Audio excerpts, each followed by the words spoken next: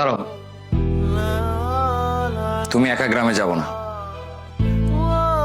আমিও তোমার সাথে গ্রামে চলে যাব। কি কি বলতেছো তুমি এসব? তুমি তুমি মার সাথে গ্রামে চলে যাবে মানে?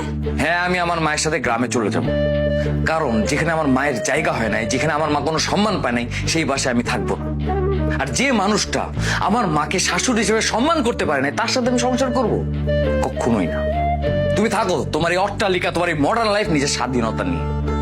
আমি আমার মায়ের সাথে চলে যাব। আমি না বুঝতে পারছি না। তুমি যদি চলেই যাও তাহলে আমার কি হবে? তোমার কিছুই হবে না। তোমার যদি আমাকে প্রয়োজন হতো তাহলে তুমি আমাকে সম্মান করতে, আমার মাকে সম্মান করতা, কিন্তু তুমি কি সেটা করেছো? করো নাই। আমি তোমাকে আজকে একটা সত্যি কথা জানাতে চাই। আমার মা এই বাসায় আসতে চায় না। আমি তাকে জোর করে এই বাসায় নিয়ে আসছি, আমাদের সাথে থাকতে আনছি। কি? তুমি মাকে জোর করে বাসায় নিয়ে আসছো?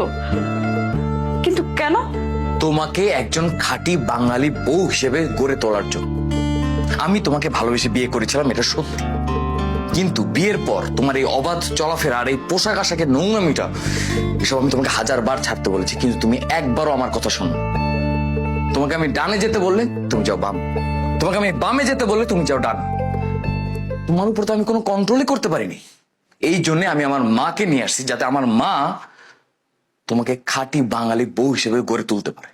তুমি তো রান্না করতে পারো, আমার মা যাতে তোমাকে রান্না করা শেখাতে পারে, তোমার এই অবাধ চলাফেরা যাতে বাধা দিতে পারে, সেই জন্য আমি মাকে নিয়ে আসছি।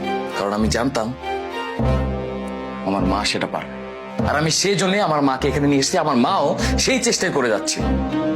কিন্তু তুমি এমনই অবাধ্য একটা মেয়ে যে আমার মা শেষ চেষ্টা করেও পারে। দেখো সোনিয়া, একটা সংসারে, একটা পরিবারে স্বামী স্ত্রী ছাড়াও একজন মুরব্বী মানুষ দরকার।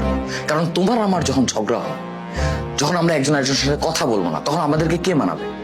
এই মুরব্বী যে আছেন উনি মানাবে। একজন স্ত্রীকে নম্রতা, ভদ্রতা, আদব কায়দা এগুলো কে শেখায়? একজন শাশুড়ি শেখায়। তুমি যদি আমার মায়ের কাছ থেকে আদব কায়দা এগুলো শিখতে পারো, তাহলে না ভবিষ্যতে আমাদের যে ছেলে মেয়ে হবে তাদেরকে তুমি সেই আদব কায়দা শেখাতে পারবে, তাই না?